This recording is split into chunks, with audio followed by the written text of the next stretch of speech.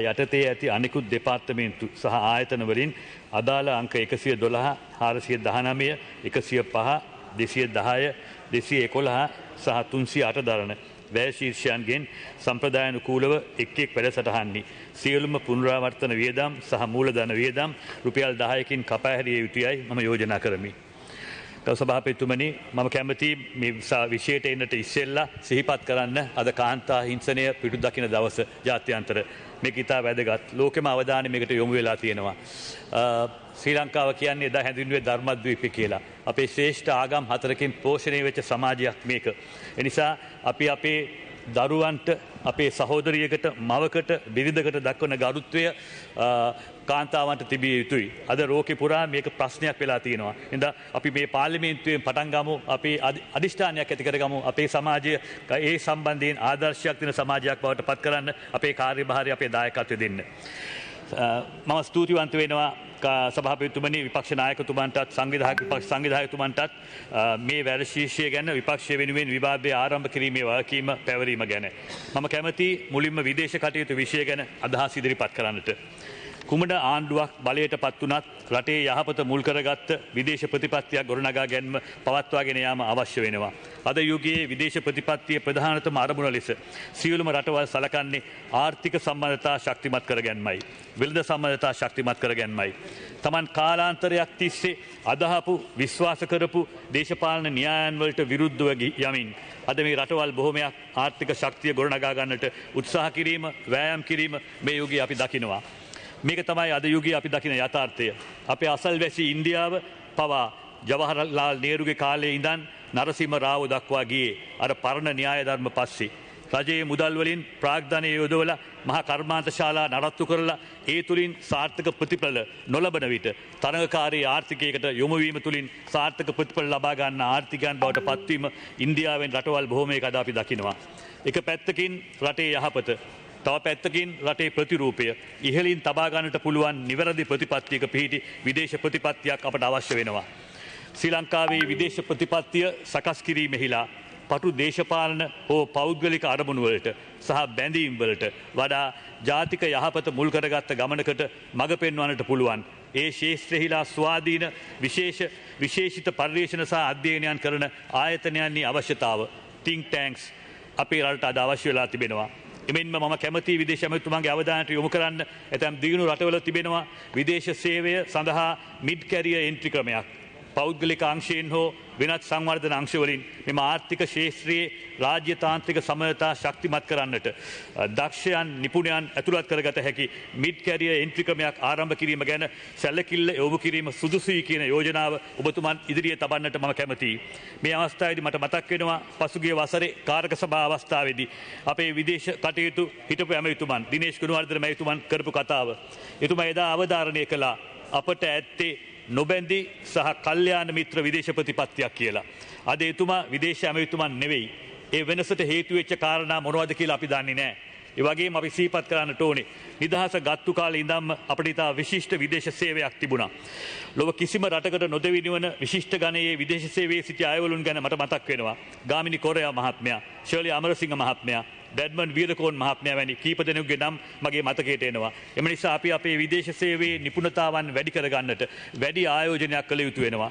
විදේශ සේවය පටු දේශපාලනීකරණයකට යාම ගැන හැම යුගයකදීම චෝදනා එල්ල වී තිබෙනවා. රටේ යහපත සඳහා එම දේශපාලනීය මැදිහත් වීම වල සීමාවන් ඇති කරගෙන එම විදේශ සේවය ස්වාධීනව රට වෙනුවෙන් වගකීම් ඉටු කළ හැකි ශක්තිමත් තත්ත්වයකට ගෙනීම අද ප්‍රබල අවශ්‍යතාවක්. මම එතුමන් එක්ක එකඟයි. හිටපු විදේශ ඇමතුමන් එක්ක, දිනේෂ් ගුණවර්ධන මැතිතුමන් එක්ක නිදහස් ලංකාවේ බෑතක් වනතුරු කුමන ආණ්ඩුවක් බලයේ තිබුණත් අඩු වැඩි වශයෙන් පුංචි වෙනස්කම් යම් අවස්ථාවලදී ඇති වී තිබුණත් බොහෝ දුරට සමස්තයක් ලෙසින් නොබැඳි හා කල්යාණ මිත්‍ර විදේශ ප්‍රතිපත්තියක් අපේ රටට තිබිච්ච බවට මම එතුමත් එක්ක එකඟ වෙන්නේ තිබුණු බවට. ඒ කියන්නේ අතීතයේ හඳුන්වන වචනයකින්. වර්තමානයේ එහෙම තත්ත්වයක් තියෙනවද කියන එක මට නම් ප්‍රහේලිකාවක්.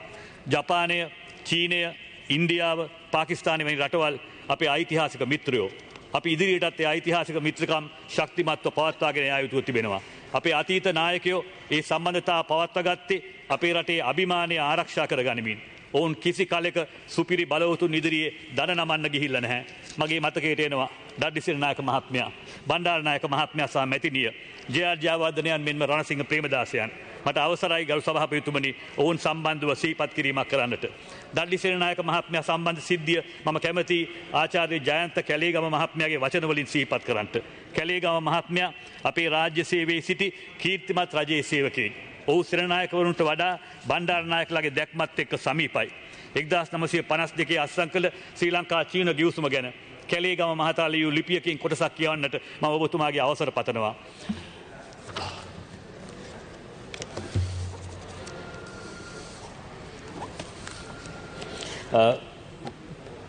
The significance of the Ceylon-China trade agreement of 1952, Dr. J.B. Kalegama, මම උපුටා දක්වනවා.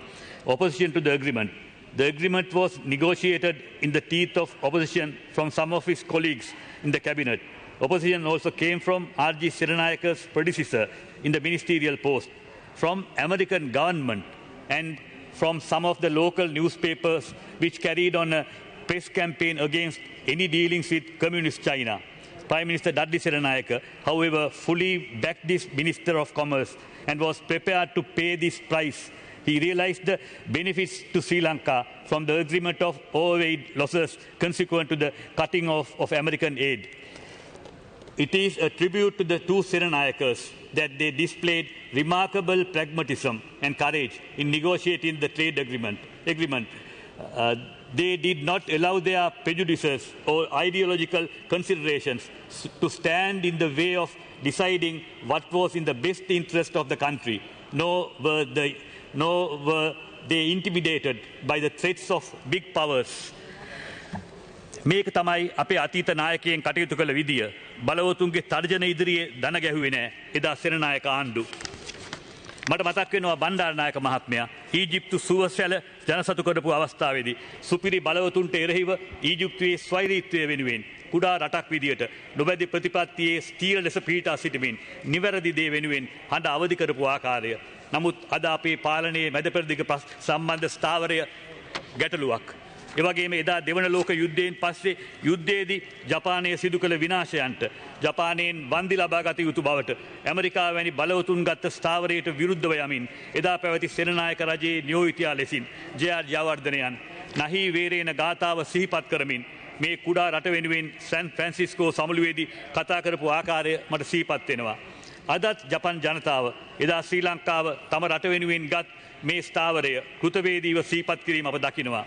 ඒත් අද අපි ජපානය සමඟ ගනුදෙනු කරන ආකාරය ගැන සිතා බලන්න. අද අපි ජපානය සමඟ අපට ඇති ඒ සමීප බව ආරක්ෂා කරගෙන තිබෙනවද? ඔබේ විදේශ ප්‍රතිපත්තිය තුළ අපේ කල්යාණ මිත්‍රයන්ගෙන් ඈත්වීමක් අද අපි දකිමින් සිටින්නේ. වම වුවද දකුණ වුවද අපේ නායකයන් අපට ඉතිහාසයේ දී ඇති මේ ආදර්ශයන් විදේශ ප්‍රතිපත්තිය කෙබඳු විය යුතු යන කාරණය අවබෝධ කර ගැනීම සඳහා අදට වුවද අප යා යුතු ගමන් මාර්ගය සඳහා බීකන් පහනක් මෙන් ආලෝකයේ සපයන ආදර්ශයන් බව මම විශ්වාස කරනවා. ජාත්‍යන්තර තලයේදී අපේ නායකයන්ගේ හැසිරීම තුළින් රටට ගෙන දුන් අභිමානය ගැන කොතෙකුත් නිදසුන් අපට නිදහස් ලංකාවේ ඉතිහාසය තුළ දකින්නට තිබෙනවා. බණ්ඩාරනායක මැතිනි එක්වරක් හින්දු චීන ආරාවුල සමතයකට පත් කිරීම සඳහා මැදහත්කරුවෙකු වෙමින් ඉටු කළ භූමිකාව පෙන්නුම් කරන්නේ කුඩා රටක් වුණත් අපේ රටේ නායක නායිකාවන්ට එදා ජාත්‍යන්තර තලයේ හිමිව තිබූ ගෞරවයයි. ඒ ගෞරවය ඇයට හිමිව තිබුණේ ජාත්‍යන්තර තලය තුළ ඇයගේ ප්‍රතිපත්තිමය හැසිරීම නිසායි. එමෙන්ම මට සිහිපත් වෙනවා ජේ.ආර්. ජයවර්ධනයන් ජනාධිපති රොනල්ඩ් රේගන් හමු අවස්ථාව. එම අවස්ථාවේදී ඔහු කළ කතාව වගේම ඔහුගේ හැසිරීම කුඩා රටක රාජ්‍ය නායකයෙකු වුණත් සමතත්වයේ හැසිරීමක් ඔහුගෙන් පිළිබිඹු වුණා. බලගතු රටක නායකයෙකු හමු වීට ඔහු සමග එක්ව පින්තූරයක් අරගෙන මාධ්‍යයට නිකුත් කිරීමකට වඩා එහා ගිය රටට ගෞරවයක් ගෙන දෙන හැසිරීමක් අපි මෙම නායකයන් තුළින් දුටුවා. මේ රජයේ බලයට පත්වීමේලා පාවිච්චි කළ ප්‍රධාන සටන් පාඨයක් වූයේ රටේ ආරක්ෂාව සහ ස්වෛරී බවට ඇති අභියෝගයන්. අද අපේ රටේ ස්වෛරී භාවයට එල්ල වී ඇති අභියෝගයන් ගැන මම අමුතුවෙන් විග්‍රහ කළ යුතු නැහැ. රටම ඒ තත්ත්වය ඉතා හොඳින් දන්නවා. අපේ රටේ සිටින විද්වතුන් අපේ විද්‍යාත්මක පරිශනාගාරවල කළ පරීක්ෂණ වලින් පසු පොහොර සම්බන්ධව තීන්දුවක් ගෙන තිබෙනවා. වරක් නොව දෙවරක්ම අද ඒ තීන්දුව අභියෝගයට ලක් කරමින් අපේ අධිකරණ දුන් තීන්දුව පවා අභියෝගයට ලක් කරමින් ඒ අසූචි පොහොර නැව රට වටේ කැරකමින් සිටින බව මාධ්‍ය හෙළි කරනවා. ඊට අමතරව තානාපති කාර්යාලයක් විසින් අපේ රටේ රාජ්‍ය බැංකුවක් අසාදුගත කිරීම ගැන මාධ්‍ය මගින් හෙළි කර තිබෙනවා. ඔවුන් මේ අභියෝග කරන්නේ අපේ රටේ ස්වෛරීභාවයටයි. ඔවුන් මේ අභියෝග කරන්නේ අපේ රටේ ආරක්ෂාවටයි. ඒත් මේ ගැන අපේ විදේශ කටයුතු අමාත්‍යාංශය තවමත් නිහඬයි. ආණ්ඩුව තවමත් නිහඬයි. මේ තත්ත්වය නින්දාවක්. රටේ ස්වෛරී බව සහ ආරක්ෂාව ගැන කතා කර බලය ලබාගත් රජයක මේ හැසිරීම රටට ගෙන දෙන්නේ නින්දාවක්. තවත් වැදගත් කරුණක් ගැන ගෞරව අමාත්‍යතුමාගේ අවධානය යොමු කරන්නට මම කැමතියි. අද පිටරටවල පදිංචිව සිටින ශ්‍රී ලාංකිකයින්ගේ ප්‍රතිශතය සලකන විට ඒ ලොකු ප්‍රතිශතයක්. මේ උදවිය අපි සැලකිය යුත්තේ අපේ රටට ඇති සම්පතක් විදියට. මේ උදවියව අපේ රටේ සංවර්ධනයට දායක කරගැන්මට සම්බන්ධව කරගැන්මට යම් වැඩසටහනක්, යම් සැලැස්මක්, යම් උපාය මාර්ගික වැඩපිළිවෙලක් මේ රජයට තිබෙනවාද කියලා දැනගන්නට මම කැමතියි. ඉන්දියාව වගේ රටවල් විදේශගත ඉන්දියානුවන්ගේ පූර්ණ සහභාගීත්වයක් ලබා ගැනීම සඳහා පළමු ප්‍රමුඛතාව දී කටයුතු කරන ආකාරය අපි දකිනවා. සිංහල දෙමළ මුස්ලිම් වශයෙන් ඩයස්පෝරාවන් වර්ග කිරීම සිදු වී තිබීම අපි අදත් දකිමින් සිටිනවා. දැන් බෙදුම්වාදී යුද්ධය අවසන්. දැන් බෙදුම්වාදී ආකල්ප සහ බෙදුම්වාදී සිතිවිලි වලුත් අපි මිදිය යුතුව තිබෙනවා. මේ ලාංකික සිතීමකින්, ශ්‍රී ලාංකික දෘෂ්ටියකින් මේ විදේශගත ශ්‍රී ලාංකිකයන්ගේ පූර්ණ සහභාගීත්වය මාතෘ භූමියේ ඉදිරි ගමන සඳහා ලබා ගැනීමට සමස්ත උපාය මාර්ගික වැඩසටහනක් සමගින් ප්‍රවේශ වීම සඳහා ඉහළම ප්‍රමුඛතාවය දෙන්න කියලා මේ රජයෙන් ඉල්ලා සිටින්නට මම කැමතියි. මේ ශේත්‍රය ගැන තව එක කරුණක් පමණක් මම සඳහන් කරන්නට කැමතියි. කාලය පිළිබඳ ඇති සීමාව නිසා. පසුගිය ඔක්තෝබර් මාස 5 වෙනිදා අපේ විදේශ කටයුතු අමාත්‍යතුමන් විශේෂ ප්‍රකාශයක් කළා පාර්ලිමේන්තුවට. ජාත්‍යන්තර ප්‍රජාව සමග ශ්‍රී ලංකාවේ මෑතකාලීන සමනතා ගැන. මම මේ අවස්ථාවේදී ඔබතුමන්ගේ අවසරය ඇතුව සභාපතිතුමනි පැහැදිලි කරගැනීමක් අපේක්ෂාවෙන් ප්‍රශ්නයක් මතු කළා. ඔබතුමන් මට ඒ සඳහා අවසර දුන්නා. මම ඒ ගැන ඔබතුමන්ට ස්තුතිවන්ත වෙනවා. එතුමන් ලබා දුන් පිළිතුර ගැන නම් මට සෑහීමටපත් වෙන්න පුළුවන් කමක් නැහැ. ඒ අවස්ථාවේ ඊට වඩා විවාදයකට යම සූසු නැති නිසා මම නිහඬව සිටියා. ඔබතුමන්ව අපහසුතාවයටපත් නොකර මම කැමතියි එදා මා නැගූ ප්‍රශ්නය යලිත් එතුමන්ට පැහැදිලි කර ගැනීම සඳහා පැහැදිලිව තේරුම් ගැනීම සඳහා නැවතත් කියවන්නට. මම මේ කියවන්නට යන්නේ ඔක්තෝබර් 5 වෙනිදා දින හැන්සාඩ් වාර්තාවෙන්. මේකයි මම එතුමගෙන් අහපු ප්‍රශ්නය. විදේශ ඇමතිතුමනි, කුමන පක්ෂ බලයටපත් වුණත් හැම වෙලාවෙම අපේ ආණ්ඩු යටත් වීතවාදයට විරුද්ධව නිර්භීත ස්ථාවරයක සිටියා. අපේ රාජ්‍ය නායකයෝ එක්සත් ජාතීන්ගේ සංවිධානයේදී කතා කරනකොට දකුණු අප්‍රිකාව ගැන, පලස්තීන නිදහස් සටන ගැන හැමදාම කතා කළා. මේ අවුරුද්දේ අපේ රාජ්‍ය නායකයා කතා කරනකොට පලස්තීන නිදහස් සටන සහයෝගිතාව පිළිබඳ කිසිම සඳහනක් කළේ නැහැ. එම නිසා එම ප්‍රතිපත්තිය වෙනසක් තියෙනවද කියලා මම ඔබතුමාගෙන් දැනගන්න කැමතියි. ස්වාභාවිකතුමනි, 29 වෙනිදා එක්සත් ජාතීන්ගේ සංවිධානය නම් කරපු පලස්තීන ජාත්‍යන්තර සහයෝගිතා දිනය. ඉතින් දවස් කීපයයි තියෙන්නේ. මේක අද මම හිතනවා වැදගත්. මම මේ වෙලාවේ මේ ප්‍රශ්නේ නැවත මතු කරන එක. ඒකට එතුමන් දුන්න පිළිතුර මොකද්ද? හැන්සාඩ් වාර්තාවෙන් මම උපුටලා දක්වනවා. එතුමන් දුන්න පිළිතුර. එතුමාගේ පිළිතුරු කතාවේ අවසන් ඡේදය. එතුමා කිව්වා අපි හිතුවා මේ අවුරුද්දේ කිසිම රටක් ගැන සඳහන් කරන්නේ නැහැ කියලා. එක රටක් ගැන සඳහන් කළාම සමහර වෙලාවට අනෙක් රටවල් අපෙන් අහනවා ඇයි අපේ රට ගැන සඳහන් නොකළේ කියලා. එම නිසා ප්‍රතිපත්තියක් හැටියට කිසිම රටක් ගැන විශේෂ සඳහනක් නොකිරීමට තීරණය කළා මිසක පලස්තීනය සමග අපේ රටේ අපේ ආණ්ඩුවේ තියෙන සමීප අඛණ්ඩ සම්මතතාව ගැන අබමල් රේණුවකවත් වෙනසක් සිදු වෙලා නැති බව මම ඊටම ගෞරවයෙන් ඔබතුමාට සඳහන් කරනවා. මේක තමයි ගෞරව ඇමතිතුමාගෙන් ලැබිච්ච පිළිතුර. පෞද්ගලික එතුමාට අපහාස කරන්නේ නැහැ. නමුත් එතුමාගේ ප්‍රකාශයෙන් මම අභියෝග කරනවා. බලන්න මේ පිළිතුර පලස්තීනය ගැන සඳහන් නොකළේ. එක රටක් ගැන සඳහන් කළාම සමහර වෙලාවට අනෙක් රටවල් අහනවා ඇයි අපේ රට ගැන සඳහන් නොකළේ කියලා. පිළිතුර මට ලැබිච්ච. දකුණු අප්‍රිකාවේ නිදහස් සරගලයේ අවසන් අධිකර කාලේ මේ රටේ පාලනය හිමි කරගෙන තිබුණේ මේ ආණ්ඩුව නම්, මේ විදේශ ඇමතිතුමා නම්, ඔබලා නම්, මේ පාලනයේ නම් එදා ඔබලා කියන්න තිබුණා ඒ වර්ගවාදී ආණ්ඩුව අපෙන් ප්‍රශ්න කරાવી. ඒ නිසා දකුණු අප්‍රිකාවේ නිදහස් සරගලය ගැන අපි මොකුත් කියන්නේ නැහැයි කියලා. බලන්න මේ විහිළුව විදේශ ප්‍රතිපත්තිය මේ විදිහට යන්නට ඕනේ. කෝ දිනේෂ් ගුණවර්ධන අපේ ප්‍රගතිශීලී ඇමතිතුමන් එදා කී ඒ නොවැදි ප්‍රතිපත්තිය. එතුමා මතක් කරපු ඒ කල්යාණ මිත්‍ර ප්‍රතිපත්තිය. මහින්ද රාජපක්ෂ ඇමතිතුමන් එදා පලස්තීන සහයෝගිතා කමිටුවේ සභාපති ලෙස එදා මේ සභාවේ කළ ප්‍රකාශයන්ට අද ඔබලා ද්‍රෝහිකම් කරමින් සිටිනවා. අපේ රටත් දශක ගණනක් යටත් ප්‍රීතියක් ලෙස පැවති රටක්. අද ලෝකයේ ඉතිරිව තිබෙන අන්තිම යටත් ප්‍රීතිය පලස්තීනීය විය යුතුයි කියලා මම කල්පනා කරනවා.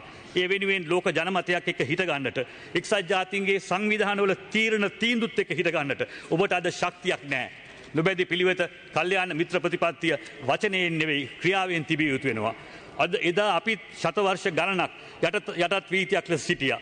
ඒ අයුරින්ම අද යටත් වීතියක් සිටින රටක ජනතාව තම මාතෘ භූමියේ නිදහස වෙනුවෙන්, තම ජීවිත වෙනුවෙන්, තම ආත්ම ගරුත්වය වෙනුවෙන් ලෝක ජනමතයේ සහයෝගය ඉල්ලා සිටිනවා. හඬා වැළපෙනවා. ඔබ ඊට සහාය නොදී පලා යනවා. හේතුව ලෙස කියන්නේ වෙන රටවල් සිත් රිදවා ගනී කියලා. එහෙනම් ඔබ ගන්නේ ආක්‍රමණිකයන්ගේ පාර්ශවය. ඔබ සහාය දෙන්නේ නව යටත් වීතවාදයට. පලස්තීන ජනතාවගේ ජීවිතවලට වගවීමක් තිබිය යුතුයි. ඒ ජීවිත ආරක්ෂාව සඳහා ජාත්‍යන්තර ප්‍රජාවට වගකීමක් තිබෙනවා. මම අපේ ගරු අග්‍රාමාත්‍යතුමන්ගෙන් ගෞරවයෙන් ඉල්ලා සිටිනවා. හිස් වචන වලින් රටත් ලෝකයක් රවටන්ට ඉඩ දෙන්න එපා, මැදිහත් වෙන්න කියලා. ඔබේ විදේශ ප්‍රතිපත්තිය වැරදි පාරක යන නිසා අද අපි ලෝකයේ ඉදිරියේ හුදකලා වෙලා. එදා ජිනීවාවලදී අපේ රටට මැද පෙරදිග සහ ඉස්ලාමීය රටවල සහාය ලබා දෙන්නට ජිනීවාහි පලස්තීන තානාපතිවරයා ලොකු කාර්යභාරයක් ඉටු කළා. මතක් කරගන්නේය. දුකේදී සිටි කල්යාණ මිත්‍රයන් අමතක කර බලවතුන්ගේ උවමනාවන් මත කටයුතු කරන විදේශ පිළිවෙතකට අපි කොහොමද කියන්නේ කල්යාණ මිත්‍ර විදේශ ප්‍රතිපත්තියක් කියලා. නිවැරදි නොවන විදේශ පිළිවෙත නිසා අපි හැම අතින්ම රටක් ලෙසින් බැටකමින් සිටිනවා. හුදකලා වී සිටිනවා. GSP ප්‍රශ්නය, විදේශ ආයෝජන, විදේශ රැකියාව ඇතුළු මේ සියලු අර්බුදයන් වලට මුල මේ වැරදි ප්‍රතිපත්ති බව මම සඳහන් කරන්න කැමතියි. විදේශ අමාත්‍යාංශය පිළිබඳ වගේ අදහස් දැක්වීම මෙතකින් සමාප්ත කරගන්න මම කැමතියි. ධම්මපදයේ එන ගාථාවක් උපුටලා දක්වලා. ඉන් පස්සේ විනාඩි කිහිපයක් මම ගන්නවා මට තියෙන සීමිත කාලය තුල මාධ්‍ය අමාත්‍යාංශ පිළිබඳව කතා කරන්න. අසාරේ සාර මතිනෝ සාරේ චාසාර දස්සිනෝ තේ සාරං නාදි ගච්ඡanti මිච්ඡාසං කප්ප ගෝචරා සාරංච සාරතෝ ඤත්වා අසාරංච අසාරතෝ තේ සාරං අධිගච්ඡanti සම්මා සංකප්ප ගෝචරා. නිසරුදේ සරුකොටත් සරුදේ නිසරුකොටත් දකින්නා වූ වැරදි කල්පනාවන්හි එළඹුණු පුද්ගලයෝ සරුදයක් දහමක් නොලබත්. සරුදේ සරු හැටියටත් නිසරුදේ නිසරු හැටියටත් හැඳිනගෙන නිවැරදි කල්පනාවල යෙදෙන්නේ යොදන්නෝ සරුදයක්ම ලබත්. ධම්මපදයේ එන ලෙසින් සරුදේ සරු ලෙසත් නිසරුදේ නිසරු ලෙසත් නිවැරදි දැක නිවැරදි මග යන්නට දැන්වත් ඔබට ඔබ සැමට නුවණ පහළ වේවා, ශක්තිය ලැබේවා කියලා මම ප්‍රාර්ථනා කරනවා.